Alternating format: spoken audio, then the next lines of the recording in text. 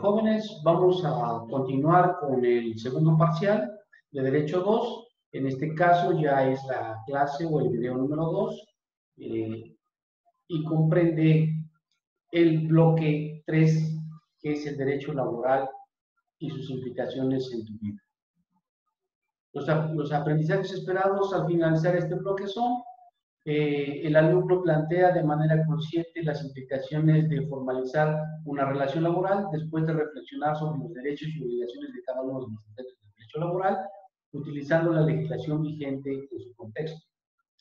El alumno integrará los elementos del contrato colectivo a través de la disertación de las funciones de las instituciones jurídicas del sindicato y la huelga, con la finalidad de favorecer un comportamiento empático en conflictos laborales existentes en su contexto. Los temas que vamos a abordar en este video es derecho laboral, cuáles son los sujetos del derecho laboral, derechos y obligaciones, condiciones generales de trabajo, contrato individual, vamos a hablar de lo que es la jornada de trabajo, días de descanso, vacaciones, salario, aguinaldo, contrato colectivo, lo que es el sindicato, el concepto de importancia de este y también lo que es la huelga. ¿Qué productos esperamos que el alumno elabore al finalizar este bloque? Bueno, el alumno debe de elaborar un contrato individual de trabajo, su peso va a ser del 10%, y también va a elaborar un contrato de trabajo colectivo, también con un peso del 10%. Recuerden ustedes que anteriormente el resumen del derecho agrario en México tiene un peso de 20%, más el 10% de cada uno de estos productos, va a ser un total de 40%, que es el peso del segundo parcial.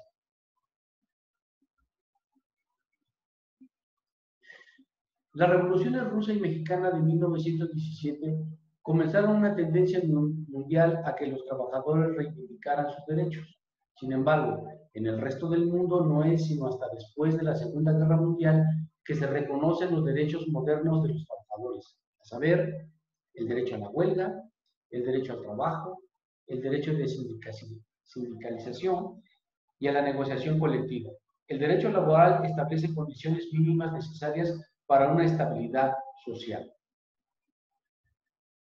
El surgimiento de las primeras leyes laborales data desde la segunda mitad del siglo XIX, pero no es hasta el año de 1919 donde esta nueva rama del derecho adquiere su acta de nacimiento con el Tratado de Versalles, que pone fin a la Primera Guerra Mundial, donde nace el derecho de trabajo como una rama autónoma con reglas institucionales y técnicas propias.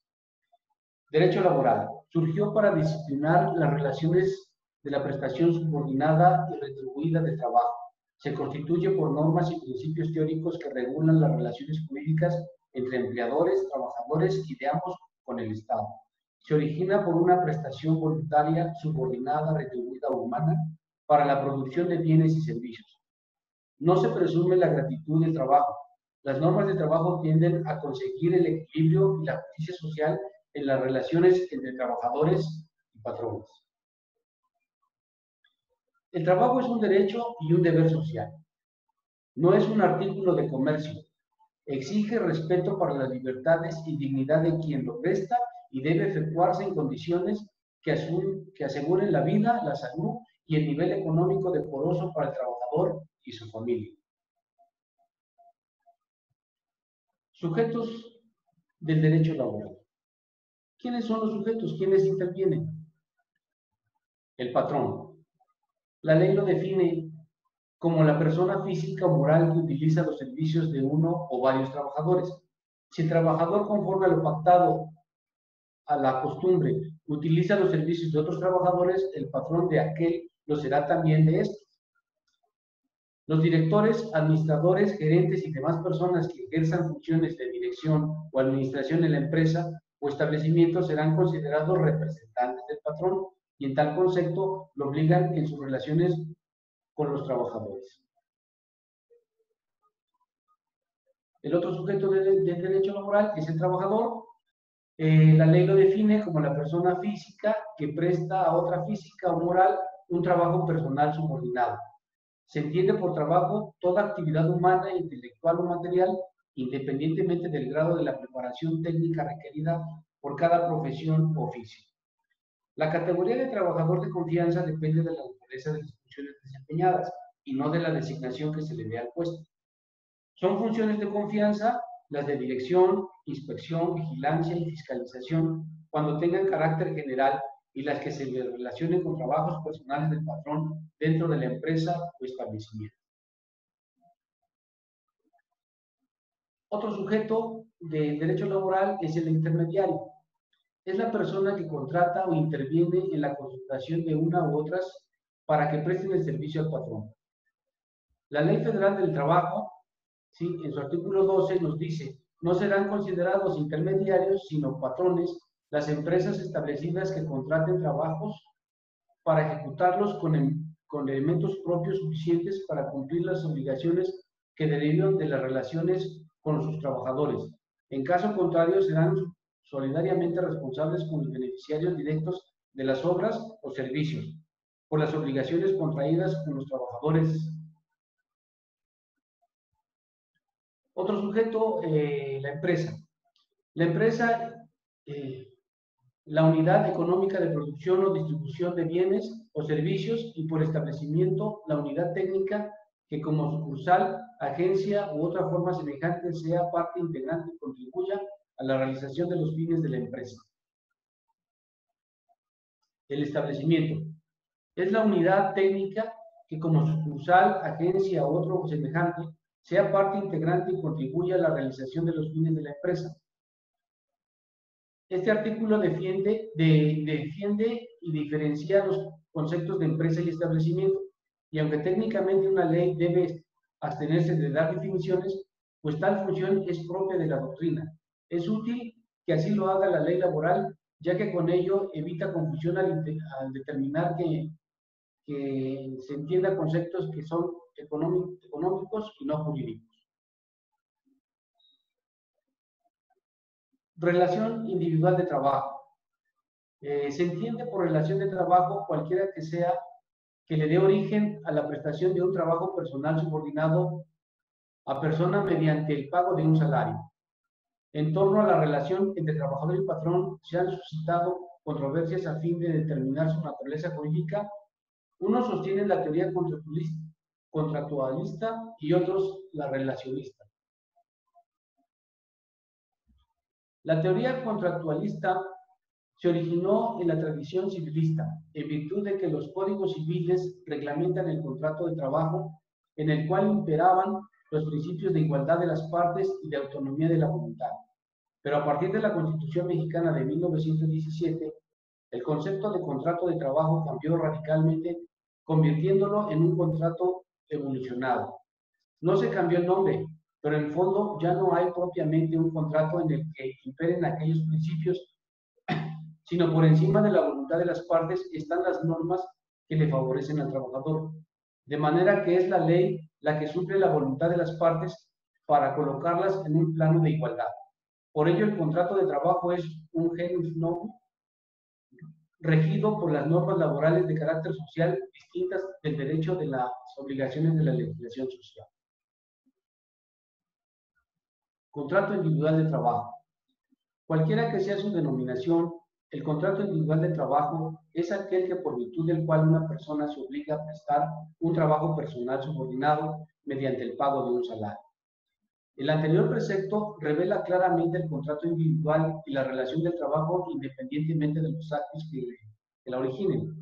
El acto puede ser el convenio que formaliza con la celebración del contrato o la prestación del servicio que a su vez da vida al contrato de trabajo, y en uno y en otro caso siempre regirán las leyes protectoras de los trabajadores. Las condiciones de trabajo deben hacerse constar por escrito cuando no existan contratos colectivos aplicables.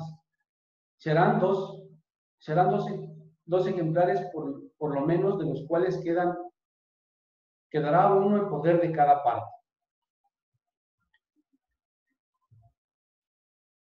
El escrito en que consten las condiciones de trabajo deberá contener nombre, nacionalidad, edad, sexo, estado civil, domicilio del trabajador y el patrón.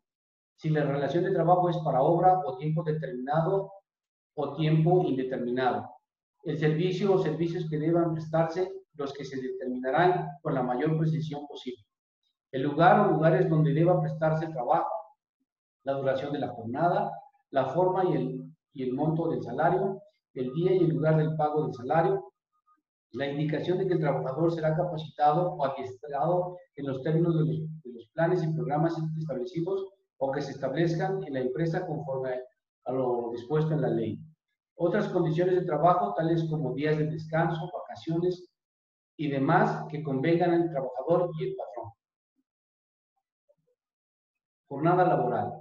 La jornada de trabajo es el tiempo durante el cual el trabajador está a disposición del patrón para prestar su trabajo. El trabajador y el patrón fijarán la duración de la jornada de trabajo sin que pueda exceder de los máximos legales. Los trabajadores y el patrón podrán repartir las horas de trabajo a fin de permitir a los primeros el reposo del sábado en la tarde o cualquier modalidad equivalente. Modalidades de la jornada. La jornada puede ser diurna, es la comprendida entre las 6 y las 20 horas. La jornada nocturna es la comprendida entre las 20 y 6 horas. La jornada mixta es la que comprende periodos de tiempo de jornada diurna y nocturna, siempre que el periodo nocturno sea menor de 3 horas y media, pues si comprende 3 y media más o más, se reputará jornada nocturna. La duración máxima de la jornada será 8 horas de la diurna y 7 la nocturna y 7 horas y media la mixta. Durante la jornada continua de trabajo, se concederá al trabajador un descanso de media hora por lo menos. Cuando el trabajador no puede salir del lugar donde presta sus servicios durante las horas de reposo o de comidas, el tiempo correspondiente le será computado como tiempo efectivo de la jornada de trabajo. En caso de siniestro o riesgo inminente en que peligre la vida del trabajador, de sus compañeros o del patrón, o la existencia misma de la empresa, la jornada de trabajo podrá prolongarse por tiempo estrictamente indispensable para evitar esos males. Podrá también prolongarse la jornada de trabajo por circunstancias extraordinarias sin exceder nunca de 3 horas diarias ni de 3 veces en una semana.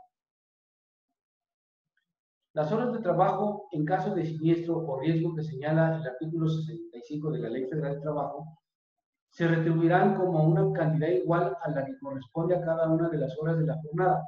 Las horas de trabajo extraordinario se pagarán con un 100% más del salario que corresponda a las horas de la jornada.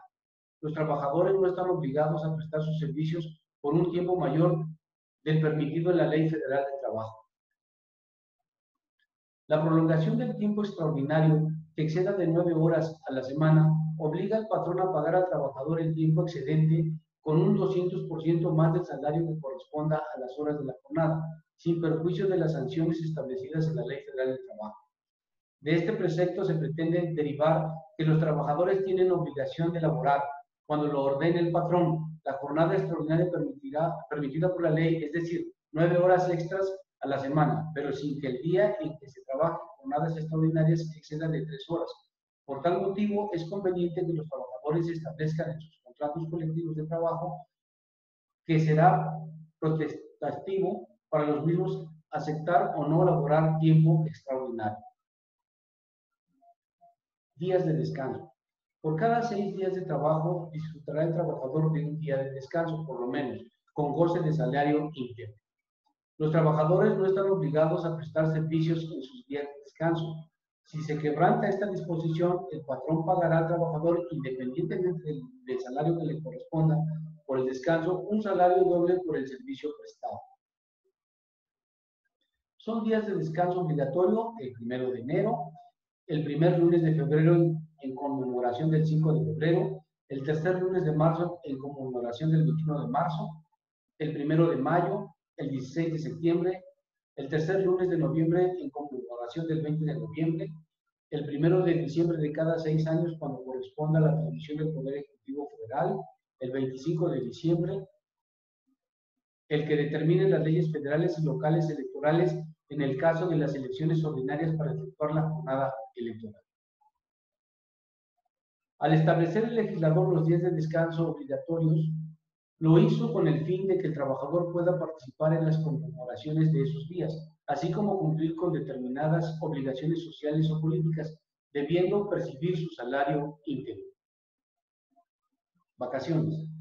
Los trabajadores que tengan más de un año de servicio disfrutarán de un periodo anual de vacaciones pagadas, que en ningún caso podrá ser inferior a 6 días laborables y que aumentará en 2 días laborables hasta llegar a 12 por cada año subsecuente de servicio. Después de 4 años, el periodo de vacaciones se aumentará en 2 días por cada 5 de servicio. Los trabajadores que presenten servicios los discontinuos y los de temporada tendrán derecho a un periodo anual de vacaciones en proporción al número de días trabajados en el año. Los trabajadores deberán disfrutar en forma continua 6 días de vacaciones por lo menos. Las vacaciones no podrán compensarse con una remuneración. Si la relación de trabajo termina antes que se cumpla el año de servicio, el trabajador tendrá derecho a una remuneración proporcional al tiempo de servicios prestados. Los trabajadores tendrán derecho a una prima no menor a 25% sobre los salarios que le correspondan durante el periodo de vacaciones. Las vacaciones deberán concederse a los trabajadores dentro de los 6 meses siguientes al cumplimiento del año de servicio. Los patrones entregarán anualmente a sus trabajadores una constancia que contenga su antigüedad y de acuerdo con ella el periodo de vacaciones que les corresponda y la fecha que deberán disfrutarlo. Salario. El salario es la retribución que debe pagar el patrón al trabajador por su trabajo. El salario puede fijarse por unidad de tiempo, por unidad de obra, por comisión o a precio alzado o de cualquier otra manera. Cuando el salario se fije por unidad de obra, además de especificarse la naturaleza de esta, se hará constar la cantidad y calidad del material, el estado de la herramienta y útiles que el patrón, en su caso, proporcionen para ejecutar la obra y el tiempo por el que los ponga a disposición del trabajador, sin que pueda exigir cantidad alguna por concepto de desgaste natural que sufre la herramienta como consecuencia del trabajo. El salario es la cantidad de moneda del curso legal que el patrón debe pagar al trabajador por el trabajo realizado. De la Cueva sostiene que con el salario se paga la fuerza que el trabajador vende al patrón. Asimismo, define el salario como la retribución que debe percibir el trabajador por su trabajo, a fin de que pueda conducir una existencia que corresponda a la dignidad de la persona humana. El salario se integra con los pagos hechos en efectivo por cuota diaria, gratificaciones, percepciones, habitación, primas, comisiones, prestaciones en especie y cualquier otra cantidad o prestación que se entregue al trabajador por su trabajo. El salario debe de ser remunerado y nunca menor al fijado como mínimo de acuerdo con las disposiciones de la Ley Federal del Trabajo. Para fijar el importe del salario se tomarán en consideración la cantidad y calidad del trabajo. En el salario por unidad de obra, la retribución que se pague será tal que para un trabajo normal en la jornada de 8 horas dé por resultado el monto del salario mínimo por lo menos. Al trabajo igual desempeñado en puesto jornada y en condiciones de eficacia también iguales, debe corresponder salario igual. Salario mínimo. El salario mínimo es la cantidad menor que debe recibir en efectivo el trabajador por los servicios prestados en una jornada de trabajo. El salario mínimo deberá ser suficiente para satisfacer las necesidades normales de un jefe de familia en el orden de material, social y cultural, y para proveer la educación obligatoria de los hijos. Se considera la utilidad social el establecimiento de instituciones y medidas que protejan la capacidad adquisitiva del salario y faciliten el acceso de los trabajadores a la obtención de satisfactores. Los salarios mínimos podrán ser generados para una o varias áreas geográficas de aplicación que pueden extenderse a una o más entidades federativas o profesionales, para una rama determinada de la actividad económica o para profesionales, oficios o trabajadores especiales dentro de una o varias áreas geográficas. Aguinaldo. Los trabajadores tendrán derecho a un aguinaldo anual que deberá pagarse antes del 20 de diciembre, equivalente a 15 días de salario por lo menos. Los que hayan cumplido el año de servicios, independientemente de que se encuentren laborando o no en la fecha de liquidación del aguinaldo, tendrán derecho a que se les pague la parte proporcional del mismo, conforme al término que hubiesen trabajado, cualquiera que fuese este. Relaciones colectivas de trabajo, coaliciones. La ley reconoce la libertad de coaliciones de trabajadores y patrones. Este artículo reconoce una de las formas de libertad de asociación en materia laboral, garantizada por la Constitución Política de los Estados Unidos Mexicanos en su fracción 16, apartado A del artículo 123, y por convenios internacionales en materia laboral. La coalición es un derecho público de naturaleza social, es un derecho de los trabajadores. Coalición es el acuerdo temporal de un grupo de trabajadores o de patrones para la defensa de sus intereses comunes.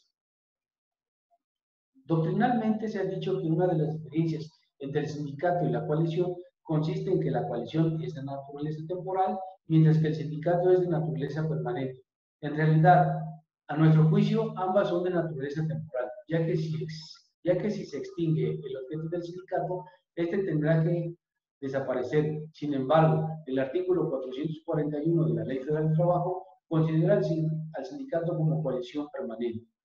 La utilidad práctica de la coalición consiste en que otorga el derecho a un grupo de trabajadores a concentrarse para defender sus intereses sin necesidad de mayores requisitos. Se han dicho con razón que la coalición no puede ser titular de un contrato colectivo, pero sí el derecho de huelga. Sindicato. La organización sindical surge de la comunidad de intereses y de aspiraciones latentes en cada una de las clases sociales que intervienen en el fenómeno económico de la producción, capital y obrera. La génesis de la asociación obrera se encuentra en la necesidad que esta clase tuvo de agruparse para defender sus derechos frente a los empresarios. Es uno de los fenómenos gregarios más espontáneos que registra la historia, provocados por la concentración industrial, la que a su vez originó, como dice Cayet Fogg, el espíritu, alentando una vez el ataque y otras la defensa, se encarna en las organizaciones profesionales, los sindicatos. El derecho de asociación que nuestras leyes conceden tanto a los obreros como a los empresarios, de conformidad con el principio de lucha de clase en que se inspiran las fracciones 16 del artículo 123 de la Constitución Política de los Estados Unidos Mexicanos, expresamente declara que tanto los obreros como los empresarios tendrán derecho para coaligarse en defensa de sus respectivos intereses, formando sindicatos, asociaciones profesionales. La Ley Federal del Trabajo, en su artículo 356, define al sindicato en los términos siguientes. Sindicato es la asociación de trabajadores o patrones constituida para el estudio, mejoramiento y defensa de sus respectivos intereses. Los trabajadores y los patrones tienen derecho de construir sindicatos sin necesidad de autorización previa. La Ley Federal del Trabajo, en el artículo 360, clasifica a los sindicatos de la siguiente manera. Gremiales, los formados por los trabajadores de una misma profesión, oficio o especialidad. De empresa, los formados por trabajadores que presten sus servicios a una misma empresa. Industriales, los formados por trabajadores que presten sus servicios en dos o más empresas de la misma rama industrial. Nacionales de industria, los formados por trabajadores que presten servicios en una o varias empresas de la misma industria instalada en dos o más entidades federativas. Y de oficios varios, los formados por trabajadores de diversas profesiones. Estos sindicatos solo podrán constituirse cuando el municipio de que se trate el número de trabajadores de una misma profesión sea menor de 20. Los sindicatos de patrones pueden ser los formados por patrones de una o varias ramas de actividades y nacionales, los formados por patrones de una o varias ramas de actividades de distintas entidades federativas. Los sindicatos deben registrarse en la Secretaría de Trabajo y Prevención Social en los casos de competencia federal y en las juntas de conciliación y arbitraje en los de competencia local, a cuyo efecto remitirán por duplicado copia actualizada del acta de asamblea constitutiva, una lista con el número, nombres y domicilios de sus miembros y con el nombre y domicilio de los patrones, empresas o establecimientos en que se prestan los servicios, copia autorizada de los estatutos y copia autorizada del acta de la asamblea en que se hubiese elegido la directiva.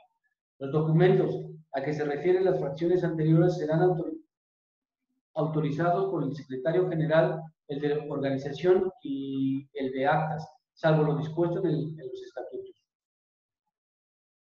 Contrato colectivo de trabajo. El contrato colectivo de trabajo, según una definición comúnmente admitida, es el que se celebra entre un grupo patronal o entre dos sindicatos patronal y obrero, con el fin de establecer las normas de trabajo. Algunos autores niegan que los contratos colectivos tengan verdadera naturaleza contractual, atribuyéndoles un carácter reglamentario de las condiciones de trabajo. La Ley Federal del Trabajo, en su artículo 386, define el contrato colectivo en los términos siguientes. Contrato colectivo de trabajo es el convenio celebrado entre uno o varios sindicatos de trabajadores y uno o varios patrones, o uno o varios sindicatos de patrones, con el objeto de establecer las condiciones según las cuales deban prevalecer el trabajo en una o más empresas o establecimientos. Perdón.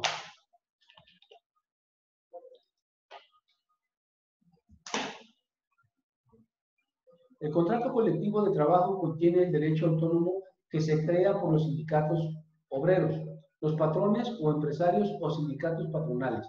El contrato colectivo de trabajo no podrá contener ninguna cláusula inferior a las establecidas en el artículo 123 constitucional, en la Ley Federal del Trabajo, costumbre laboral y jurisprudencia que beneficia al trabajador. La protección de las leyes para los trabajadores es mínima, de tal modo que el contrato colectivo, como ente bilateral entre organización sindical y obrera y los patrones, generalmente estructura un derecho social superior. La práctica del contrato colectivo ha superado la discusión doctrinaria en cuanto a la naturaleza normativa europea y de ejecución mexicana. Por lo tanto, el sindicato como sus miembros pueden ejercer, ya sea colectiva o individualmente, los derechos que se derivan del mismo. Krotowski sostiene que el contrato colectivo tiende a superar la tensión entre las clases. Sin embargo, en el derecho mexicano el contrato colectivo es un derecho prominente de la lucha de clases y no constituye una tregua en la lucha de clases obreras durante su vigencia. El contrato colectivo de trabajo deberá celebrarse por escrito, bajo la pena de nulidad. Será por duplicado, entregándose un ejemplar a cada una de las partes y se depositará en otro tanto en la Junta de Conciliación y Arbitraje o en la Junta Federal o Local de Conciliación, la que después de anotar la fecha y hora de prestaciones del documento, lo remitirá a la Junta Federal o Local de Conciliación y Arbitraje. El contrato surtirá efectos desde la fecha y hora de prestación del documento, salvo que las partes hubiesen convenido en una fecha distinta. El contrato colectivo contendrá los nombres y domicilios de los contratantes, las empresas y establecimientos que abarquen, su duración o la expresión de ser por el tiempo indeterminado o por obra determinada, las jornadas de trabajo, los días de descanso y vacaciones, el monto de los salarios, las cláusulas relativas a la capacitación o adiestramiento de los trabajadores en la empresa o establecimiento que comprenda, disposiciones sobre la capacitación o adiestramiento inicial que se debe impartir a quienes vayan a ingresar a laborar la empresa o establecimiento, las bases sobre la integración y funcionamiento de las condiciones que deban integrarse de acuerdo con la Ley Federal de Trabajo y las demás estipulaciones que convengan las partes. La huelga. Antecedentes. El derecho a huelga tiene antecedentes históricos muy remotos en Egipto, en la antigua Roma y en Grecia. Sin embargo, se presenta como un hecho social hasta el siglo XIX. En realidad se trata de un fenómeno moderno que data del régimen de la libertad industrial. En consecuencia, las primeras huelgas fueron hijas de movimientos tumultuarios y luego tuvieron como preparación inmediata las coaliciones para manifestarse después de la actividad sindical o proyección del sindicalismo. En la Nueva España también se registra como primer movimiento huelguista el que tuvo lugar en las postrimerías de la conquista, en la Catedral Metropolitana de México el 4 de julio de 1582, en defensa de los salarios de los cantores y ministrales. Posteriormente, en México independiente también tuvieron lugar suspensiones concentradas de trabajo a partir del año de 1865. Las primeras huelgas en nuestro país tuvieron por objeto mitigar las inhumanas jornadas de trabajo y aumentar los salarios de hambre que percibían los trabajadores. El desarrollo del capitalismo produjo que la huelga se considerara como un acto delictuoso, según puede verse en la disposición del artículo 925 del Código Penal del 7 de diciembre de 1871, que decía: se impondrá de 8 días a 3 meses de arresto y multa de 25 a 500 pesos a una sola de estas penas a las que formen un tumulto o motín o empleen de cualquier otro modo la violencia física o moral con el objeto de hacer o bajen los salarios o jornales de los operarios o de impedir el libre ejercicio de la industria o del trabajo. La Ley Federal del Trabajo, en su artículo 440, define a la huelga del modo que sigue. Huelga es la suspensión temporal del trabajo llevada a cabo por una coalición de trabajadores. Las huelgas se pueden abarcar a una empresa o a varios de sus establecimientos. La huelga debe limitarse al mero acto de suspensión del trabajo. La huelga legalmente existente es la que satisface los requisitos y persigue los objetivos señalados en el artículo 450 de la Ley Federal del Trabajo. La huelga es lícita cuando la mayoría de los huelguistas ejecuten actos violentos contra personas o los propietarios. En caso de guerra, cuando los trabajadores pertenecen a establecimientos o servicios que dependen del gobierno. Una huelga es justificada, es aquella cuyos motivos son imputables al patrón. La huelga es causa legal de suspensión de los efectos de las relaciones de trabajo por todo tiempo que dure. La huelga deberá tener por objeto conseguir el equilibrio entre los factores de la producción, armonizando los derechos del trabajador con los del capital. Obtener el patrón o patrones la celebración del contrato colectivo y exigir su revisión al terminar el periodo de su vigencia de conformidad con lo dispuesto en el capítulo 3 del título 7 de la Ley Federal del Trabajo. Obtener de los patrones la celebración del contrato ley y exigir su revisión al terminar el periodo de su vigencia de conformidad con lo dispuesto en el capítulo del título 7 de la Ley Federal del Trabajo. Exigir el cumplimiento del contrato colectivo del trabajo o del contrato ley en las empresas o establecimientos en los que hubiese sido violado. Exigir el cumplimiento de las disposiciones legales sobre participación de utilidades. Apoyar a una huelga que tenga por objeto alguno de los enumerados en las fracciones anteriores. Exigir la revisión de los salarios contractuales a que se refieren en los artículos 399 bis y 419 bis de la Ley Federal del Trabajo. La huelga terminará por acuerdo entre los trabajadores huelguistas y los patrones, si el patrón se allana en cualquier tiempo a las peticiones contenidas en el estricto del emplazamiento de la huelga y cubre los salarios que hubiesen dejado de percibir los trabajadores. Por laudo de la Junta de Conciliación y Arbitraje, si los trabajadores huelguistas someten el conflicto a su decisión.